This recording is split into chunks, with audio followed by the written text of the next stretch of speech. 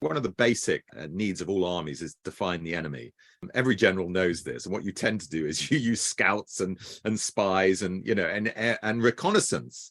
And there was a little bit of this done, but not seriously. And again, for the same reason, because there was this assumption Chelmsford had that the enemy wouldn't attack. So he basically made just about every mistake you could in the rule book. He divided his force. He didn't understand where the enemy was. Overconfidence. I mean, this is a sort of checklist of things not to do. And you almost always get this checklist when there's a military disaster.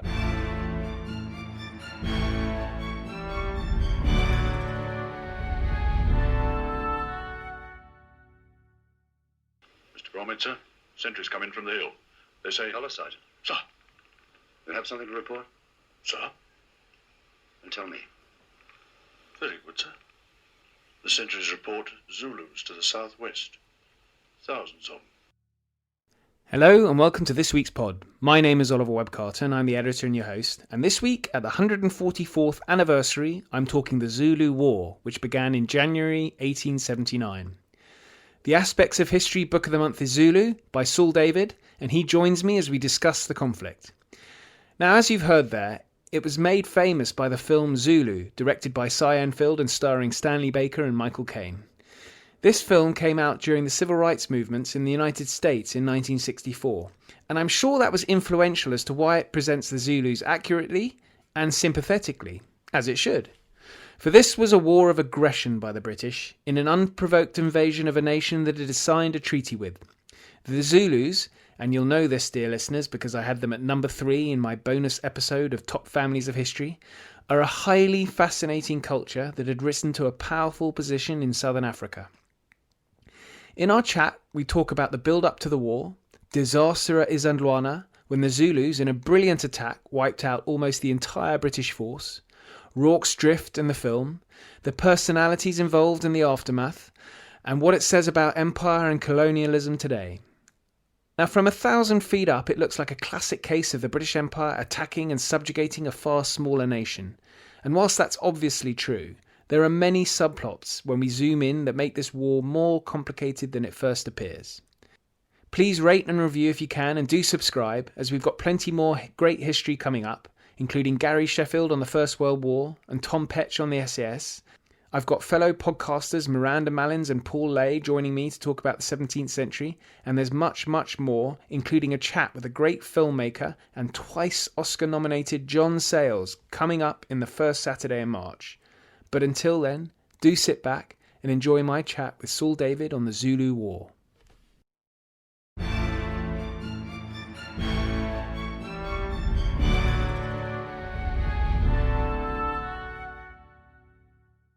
Saul David, welcome back to the podcast. This is actually, I was looking into this because I wanted to see how many times you've been on, and you're becoming not only a friend, like a best friend of the podcast.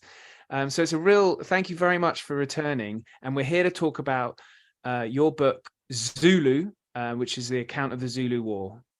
So I'm very excited about this. Great, thanks, Ollie. Pleasure to be here. Well, so I first came across your book. I got it through your book, another book you wrote, which is called Victoria's Wars, which I view as the sort of gateway drug to Saul David 19th century books, because you then get interested in Zulu, you get the Indian Mutiny, and so it's a great world that you introduced me to. And Zulu was one I absolutely loved. We're in January. We're speaking on the 26th of January. On the 22nd is the anniversary of 2 battles, Isandlwana and Rorke's Drift.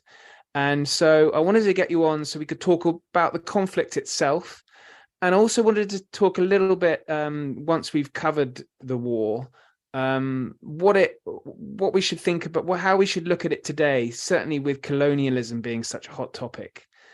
But I thought we could just kick off with just explaining the lay of the land as it was in 1879 or 1878, December 1878, and then into 1879, when the British colonial rule was different to how South Africa exists today. So I wondered if you could just kick off by explaining a little bit about what the country of Southern Africa was looking like. It wasn't really a country, was it?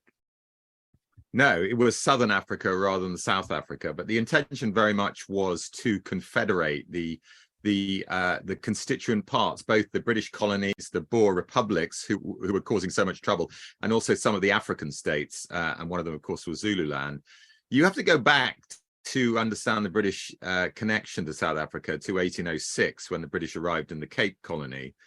And their first sort of move was to muscle out the Boers, these Dutch, German settlers who'd been there for a significant amount of time, actually, from a couple of centuries earlier. And the Boers gradually moved to the north. And of course, this had a knock-on effect to a lot of the African states and tribes and nations that they were going to bump up against. And slowly but surely, the Brits expanded their footprint in southern Africa to include the Natal colony in 1843. So you've now got two crown colonies. You've got two Boer republics, the Orange Free State and the Transvaal, and you've got a number of quite powerful African kingdoms, one of which is Zululand. Now, Zululand is far and away the most powerful African kingdom of that time. And at one stage, I mean, it encompassed 250,000 Africans, and it had been created really by conquest towards the end of the 18th century.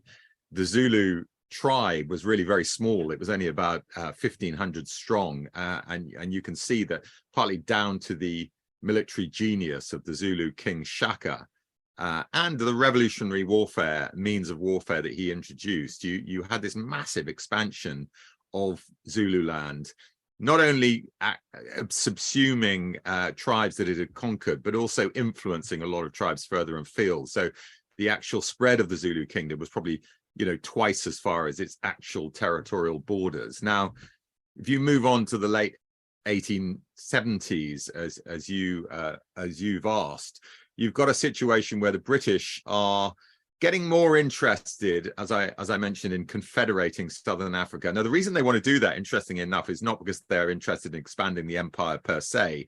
They want to make the empire more affordable. They want it really to be self-supporting. So they want to create a system down there where the white settlers really are going to get some form of self-rule, which of course has just been given to Canada and will eventually be given to Australia and New Zealand. So they realize that the Zulus are a problem. They're a very powerful nation. There's effectively a treaty between the British and the Zulus at this time, but the British government is beginning to think, well, we're going to need to deal with the problem. And so it sends out a proconsul, a very highly regarded proconsul, that is a local governor, called Sir Bartle Frere. And Frere's given quite, basic orders. Make sure that you subdue any opposition from the African kingdoms and try and work towards the Confederation of Southern Africa. They're also going to bump up against the Boers, of course, in their two republics at some stage.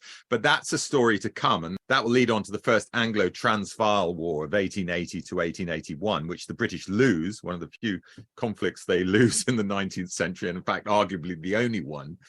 And then, of course, to the Second Boer War, which ultimately the British win, but at huge costs and huge political costs too. So, and that's 1899 to 1902. In between, you've got this issue of how to deal with the Zulus. And Frere, encouraged by a lot of local settlers, it must be said, effectively delivers an ultimatum which the Zulus cannot accept, because it effectively means giving up their sovereignty.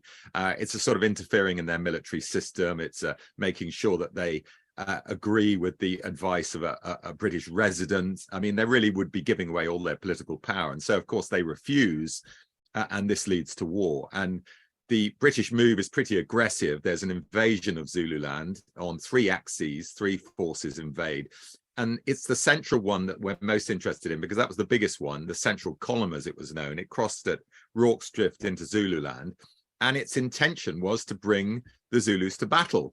There was an assumption among the commander, Lord Chelmsford, hugely underestimated the power of the Zulus and assumed they wouldn't fight, and therefore he would have to literally find them and bring them to the battle. Now, this was a complete misunderstanding of Zulu culture and Zulu battle tactics, frankly, which are incredibly aggressive. They've developed this short stabbing spear that can only be used at close quarters. So the whole system of their battlefield tactic is to close with the enemy, surround the enemy, and then fight at close quarters. So he's hopelessly misunderstood what's likely to happen. And of course, as a result, is not taking as much care on the line of march as he should have done, because he's thinking, I've got to find the Zulus, whereas in actual fact, they're coming towards him. He goes in with an army of 5,000 strong. He fatally weakens it by dividing it, not once, but twice, so that by the morning of the 22nd of January, 1879, the camp at Isandlwana, which is the sort of base, it's just one of the camps along the way. They're heading towards the Zulu capital of Ulundi. But that camp at Isandlwana is left with just 1,700 men, and only about 900 of those are British soldiers. The rest are African levies. So it's a strong force, but it's not impregnable, as we're going to discover. And it is up against an army, as it turns out, of 20,000 disciplined veteran Zulu warriors. And I'd just like to explore those Zulu warriors, because just looking through your book again, you really go into a lot of detail into looking at the opponents of the British, and this Zulu culture is a sort of militaristic culture, and it's so reminiscent of ancient Sparta, which I wonder is maybe one of the reasons why the British were quite fascinated by the Zulus in the Victorian period. It is indeed. In fact, they were known as the Black Spartans. And you're right, the analogy is a very good one. There's also another analogy, which I'll move on to in a second, which is that their tactics were very similar to the tactics the Romans used. So there's this extraordinary link with ancient warfare, and yet there is absolutely no evidence that they ever understood or ever knew anything about Greek warfare or indeed Roman warfare. But the Spartans, of course, the young boys in Spartan culture were brought up to be warriors. They were famously sort of sent out when they were very young and forced to live in really tough conditions, hence the word Spartan. And for the Zulu boys, it was very similar. They were taken away from their families at a very young age and effectively put into mini regiments that would, and when they came of age, of course, they would join the regiments proper. And the society was incredibly militarized, as you suggest, Ollie. The young men in Zululand could not marry without permission.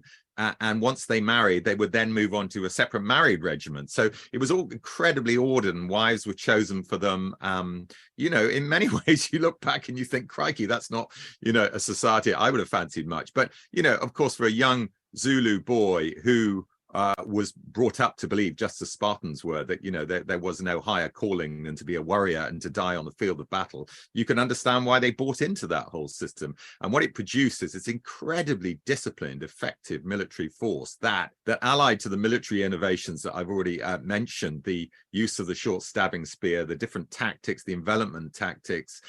He even suggested, though Shaka even suggested, using the shield as an offensive weapon. You would sweep away your enemy's shield, and that would expose his left side for the plunge with the short stabbing spear, the ikwa. So it was all incredibly, it was all thought out in great detail, and it was very effective. The question is it going to be effective against a European army armed with breech-loading rifles and, in some cases, machine guns? I mean, they had the early Gatling guns in the Zulu War. Chelmsford didn't believe for a minute that the Zulus would be able to stand up against disciplined infantrymen, even if they were hopelessly outnumbered, which is one of the reasons why he was so cavalier in dividing his force. Now, it was very fortunate for Chelmsford that he was with the part of the force that had left the camp. He left it under the command of a colonel called Pulaine, and Pulaine, during the morning of the battle on the 22nd, is actually superseded by a superior officer, a man called Durnford, who's come in, and basically Durnford's been given orders to join the main column, that is Chelmsford's column, but he stops along the way at the camp, and it's while he's sort of discussing what to do next that the Zulus begin their attack. And so you finally get this battle against about 1,700 British and Africans, and as I say, 20,000 Zulus. And this battle is, I guess, it's a perfect example of the Zulu tactics with the bull's horn, isn't it? Yeah, the horns of the buffalo, as it was known. And the tactic the Zulu uses is that they advance the main body, or the chest of the buffalo advances. So you have a series of regiments that are assigned to the chest part of the formation.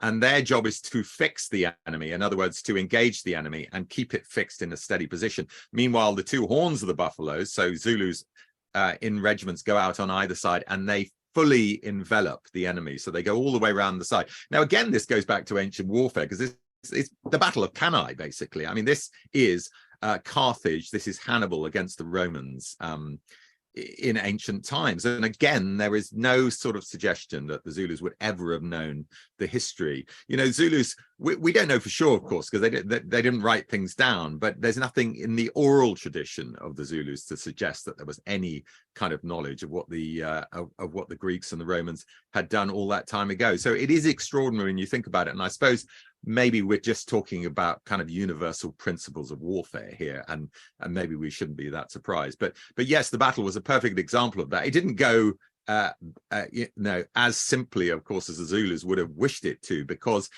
in the course of fixing the camp, that is the main body of the defenders, in one position, they took enormous casualties. I mean, thousands of casualties, because of course those breech loading weapons were incredibly effective. But while that battle was going on at the front of the camp, these two horns were racing round to the back of the camp. And of course, when they finally meet, they've trapped any retreat from the camp. Some people do get out, but most of them are trapped. Then it's just a fight to the death. And as the afternoon wears on, the butchery continues until not a single living soul is left in the camp. That is 1,300 corpses, and they've been killed with sharp-edged weapons. So you can imagine it was a pretty gruesome sight. Rereading your account, it's extraordinary that even around lunchtime, that you mentioned Pulaine, one of the senior officers in the camp, he's telling his officers to go and get some lunch whilst they're being attacked. This totally underestimating the Zulu opponents. It's extraordinary that confidence that Chelmsford had filtered all the way down to his senior officers and maybe even below to the ranks. Yeah, there's no question it did. The overconfidence. And in fact, in the book Zulu, I quote a number of people in the months leading up to the fight saying it's going to be, a piece of cake. There were one or two dissenting voices saying, actually, we need to be careful. This is a really formidable opponent. But on the whole, most of the army took Chelmsford's lead and did not think there would be a problem. And that moment you're talking about is when the Zulus are first spotted by scouts and the information is brought back to the camp. And Pulaine very much thinks, well, yeah, they've sent a few scouts out, but they're not going to attack. If anything, they're heading in the opposite direction. He was getting conflicting reports, actually. Some people saying they were withdrawing, some people saying they were coming on. But because he had a preconceived view that they were, it was going to be difficult to bring them to battle, he believed the ones that said they were running away rather than they were attacking. And of course, the opposite was true. So yes, a terrible sense of overconfidence. And of course, people said after the battle, well, he should really have drawn, his troops into a tight laager, circle the wagons, quite literally, because they had a lot of wagons there, and that was the tactic the Boers had always used against the Zulus, and he might have been all right, and indeed he might have been all right, but that is to presuppose that they weren't overconfident and that they hadn't actually been left specific battle instructions by Chelmsford to operate in a certain way, and that way was to encourage the Zulus to come onto them, whereas in fact the opposite needed to be the case. They should have been overcautious. And interesting enough, after this battle and after Rorke's Drift, they very much take the opposite view, and every time they come anywhere near the Zulus, they make sure that they're solidly entrenched to give themselves the best chance of defeating them. Well, you've mentioned Rorke's Drift, and so we can't mention Rorke's Drift without the movie starring Stanley Baker and Michael Caine. So listeners, if you haven't seen Zulu, stop the podcast, watch Zulu, and then come back. Because this takes place on the same day, doesn't it? And a little bit later. And here it's sort of it's this sort of same scenario. You've got British, outnumbered British being attacked, but this time they are in a secure position, and there is certainly not a slaughter. It's one of the great. I guess it is a victory, but it's certainly one of the great battles in 19th century history. Yeah, it's certainly known as one of the iconic battles. The question was it ever as significant as was made out? And in my belief, it wasn't. Now, and that's not to belittle the courage of the people who fought that battle. They were, as Lord Wolsey puts it, and Wolsey comes out shortly after these battles to take command from Chelmsford.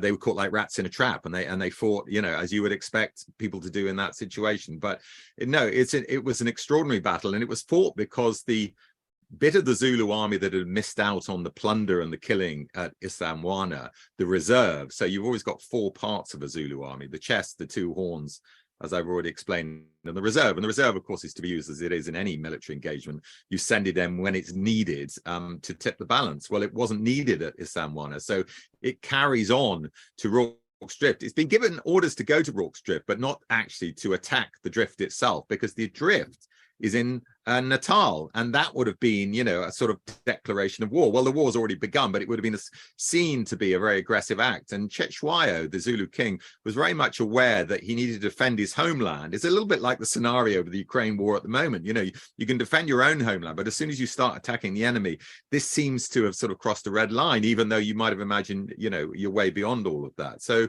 but that was very much the feeling of Cetshwayo, and he'd given his commanders orders not to cross the river, not to cross the Tugela River and attack the drift, but just to check it out as a show of force. Well, they disobey those orders mainly because they want a bit of glory, and they also see the drift, which is effectively a supply depot, defended by just 100 soldiers and another 39 guys in hospital. So, it's a soft touch, frankly, if you compare it to the camp at Isandlwana. There are about 3,000 to 4,000 in the reserve regiments, and as I say, only 100 defenders of the drift itself. Now, they're put in a pretty tricky situation because they get information from some of the stragglers who've got away from Isandlwana saying, the Zulus are coming here next, and frankly, you better get out of the way. And the initial instinct of the 2 officers there, Chard and Bromhead, is to leave.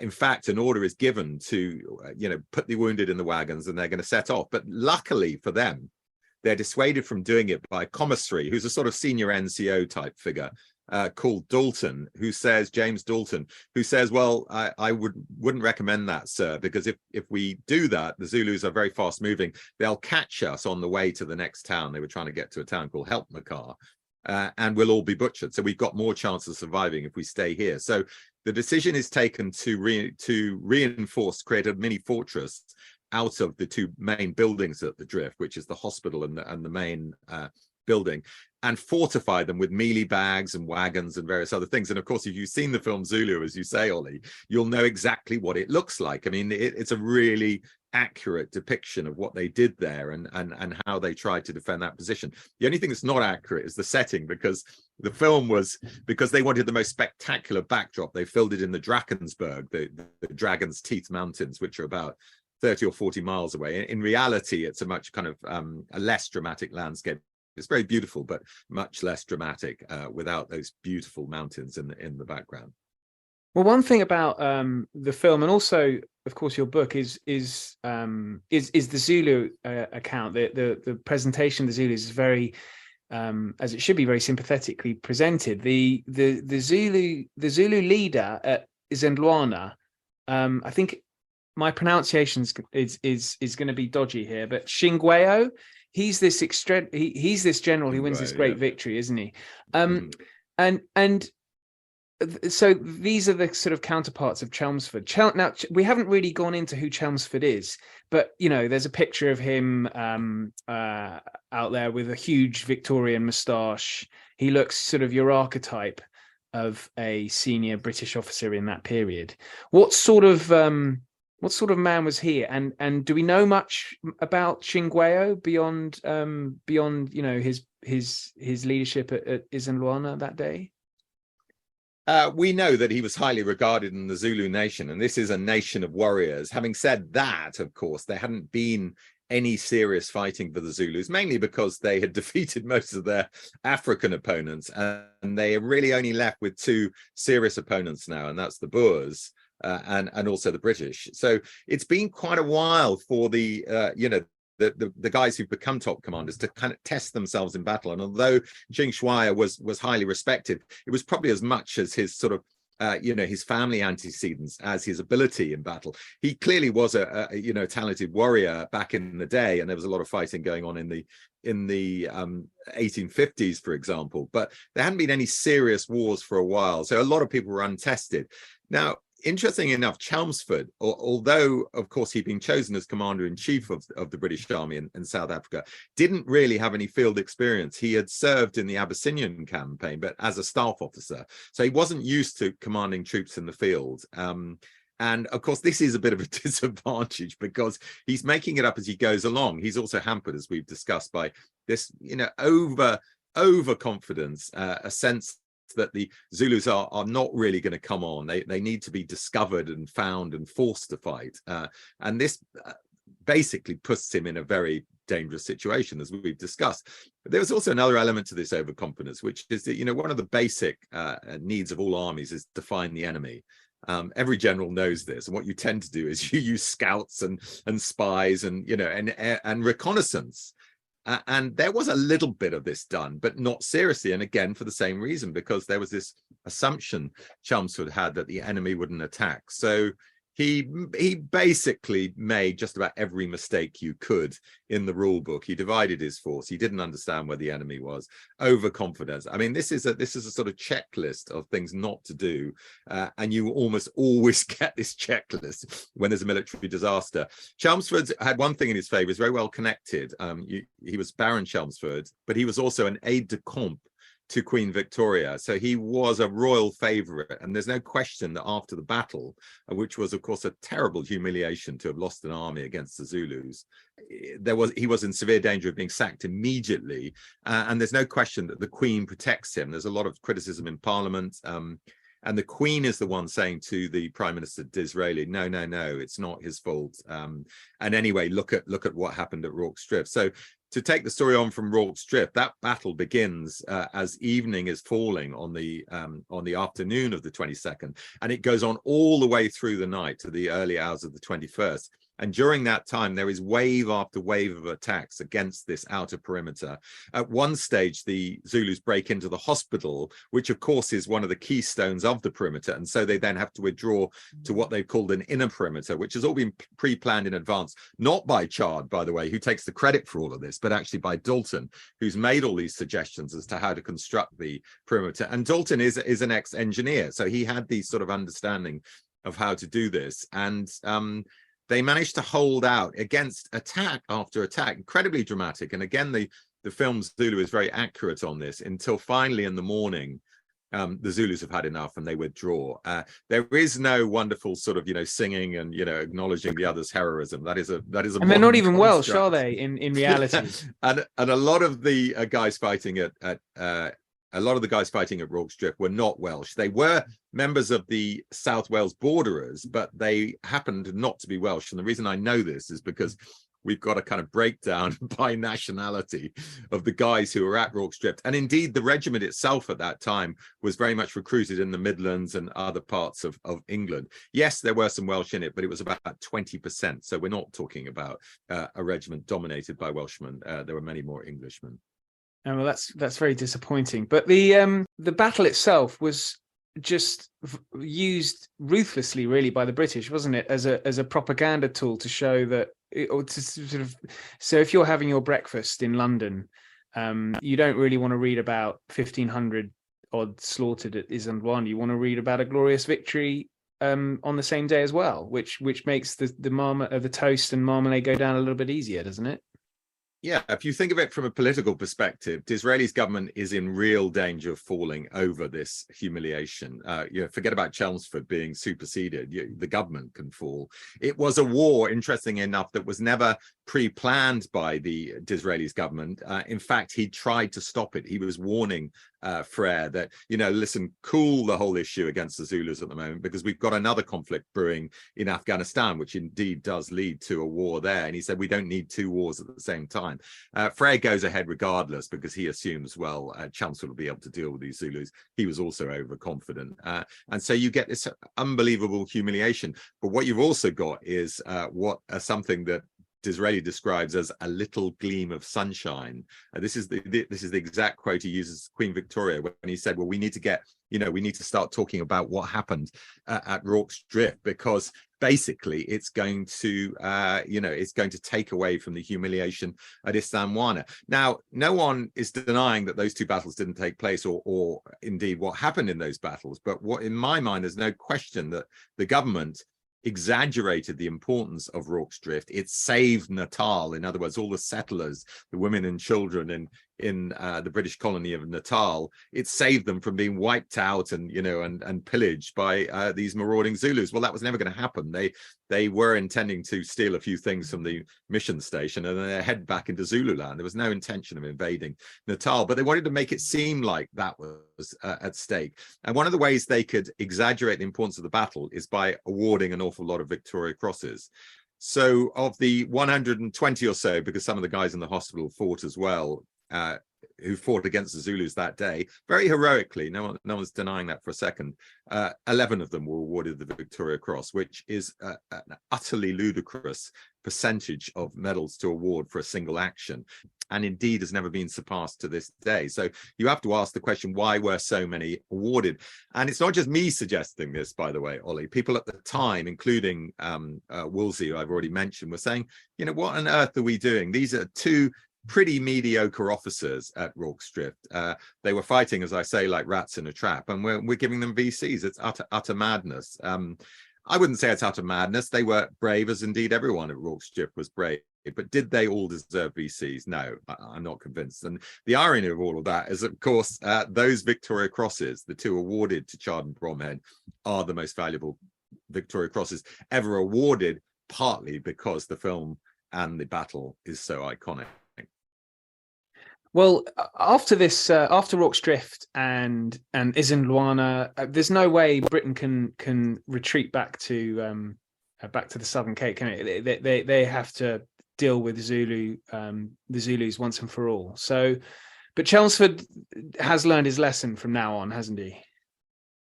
Yes, as I was suggesting, he realizes if he's going to go in again, which of course he does a couple of months later, he's going to go in again with overwhelming firepower, not divide his force, and also prepare every night, wherever they stop, effectively create an entrenchment. And it's during 2 or 3 battles in which these tactics are being used that the resistance of the Zulus is finally broken. They get beaten at a number of battles, and the final one, conducted by Chelmsford himself, is at Ulundi, which is very close to the Zulu capital. And that's when really the final resistance, as I say, of the Zulus is broken, and Chechwaya then goes on to run. He's later captured,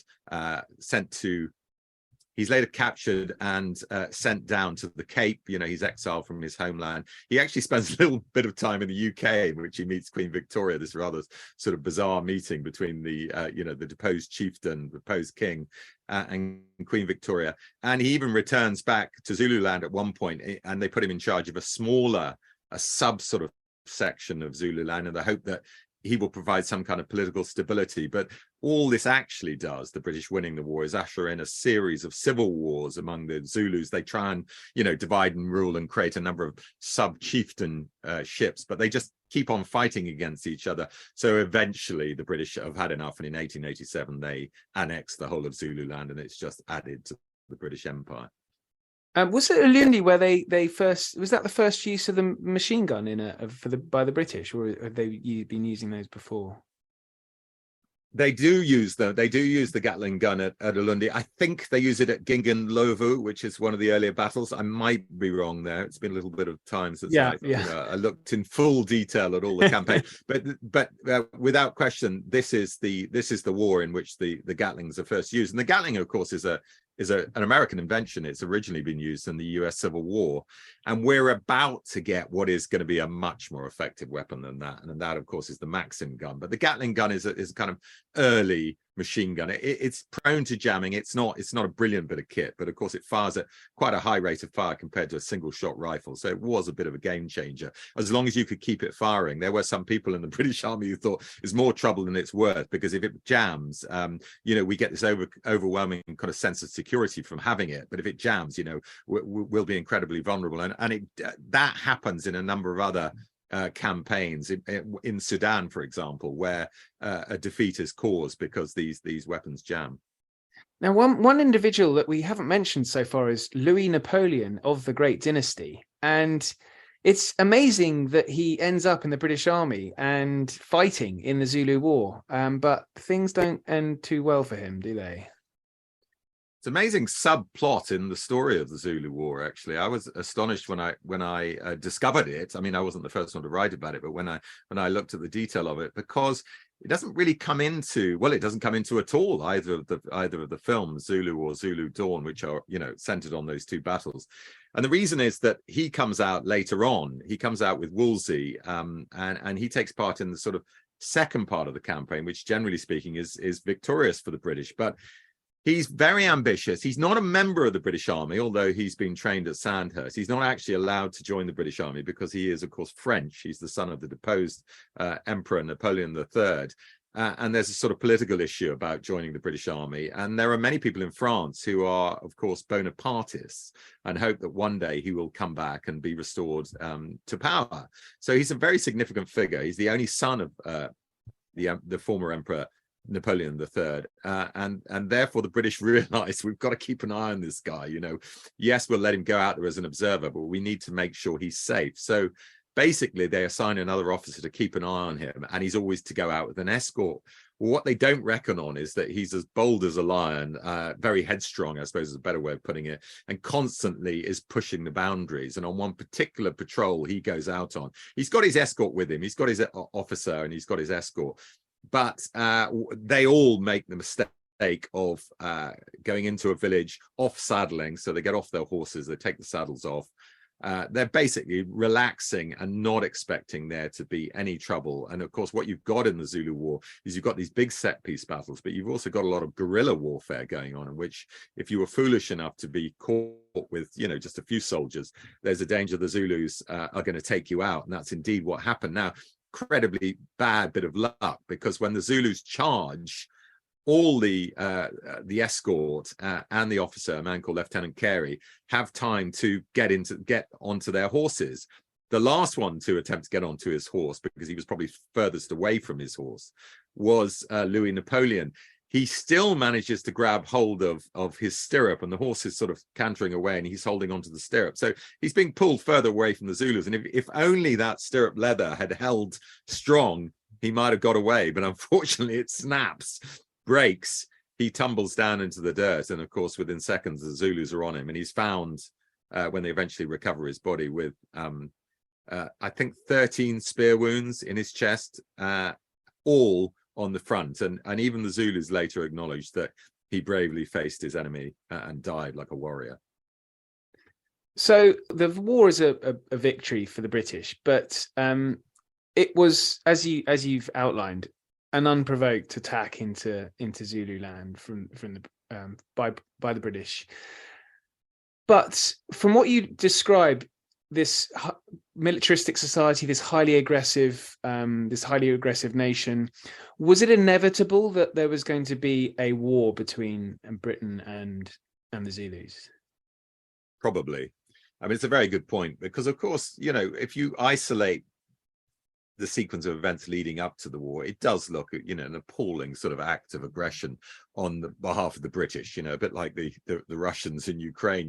You would find it really hard to justify what they did, and it looks like in fact, I'd go so far as to say all the wars I've studied in the 19th century, this is the one that's least justifiable. It was a preemptive war, meaning it was fought because the British assumed sooner or later we're going to have to deal with the Zulus. They're an aggressive militaristic society. Indeed, people were saying this is the sort of thing Frere was saying at the time, and better to deal with them, you know, sooner rather than later, on our own terms, so to speak. And there probably is some truth in that. Was there room for the Zulus in their militaristic state, the British and the Boers? No, it was always going to come down to a reckoning, which indeed it did with the Boers, as I've already explained, only a year later. So I think the war was inevitable. And if people want to get het up on the fact that this is just another outraged by the empire. I wouldn't deny much of that, but I would say you also need to understand that the Zulus were incredibly aggressive,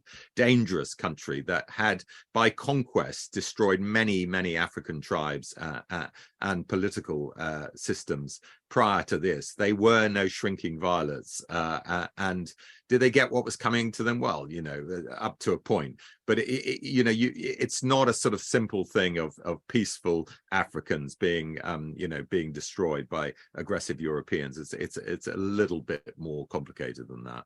But I suppose it can be used as a great example of why, my view is empire. It's the nature of empire is that you inevitably have conflicts such as this, where a larger aggressor is keen to take over a perceived threat. But what's interesting in this is that the British Empire, the government of the British Empire, didn't want this to happen. Well, certainly not at this stage, and it's cooked up by two colonial, one general and one colonial.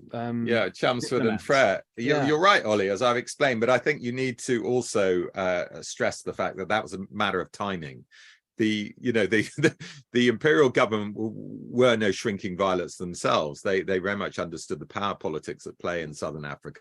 They wanted, as I've explained, eventually to create a confederation of Southern Africa. They hoped to do it bloodlessly, but of course probably realized that certainly in the case of the Zulus, a war would have to be fought. So it was really a timing issue rather than the fact that they were against fighting that war per se. And as I say, the ultimate aim is not to create a bigger British empire, is eventually to create a white rules political system that is Southern Africa, or South Africa as it became, at the base of Africa, that was a sort of client of Britain's.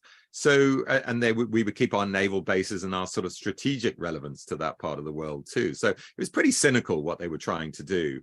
But the idea that they were trying to expand the empire per se, no, that's a misunderstanding if anyone ever imagines that is the case. And in fact, most of the expansion of the empire in the 19th century is not a deliberate intention by the home government to expand the empire, because frankly, most people felt that empire was expensive, which indeed it was. It had to be policed, and very few places in the empire actually produced money for the home country as opposed to money going the other way.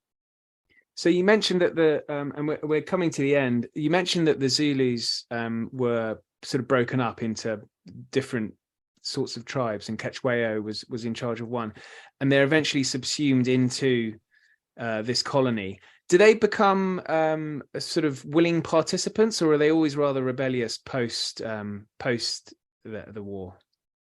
Well, there was a rebellion led by Cetshwayo's son, actually, a few years later. So no, they certainly don't go willingly. Of course, they've been defeated in battle. There have been a number of other, as I described it, sort of fraternal fighting or civil war between the Zulus. And there's always a kind of sense that the Zulu heritage, the Zulu warrior heritage, is going to be a destabilizing influence on South Africa.